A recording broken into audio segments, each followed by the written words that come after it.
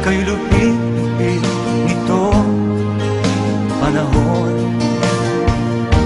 Huwag kang mawawalan ng pag-asa, kailan ba na hindi nag-iisa.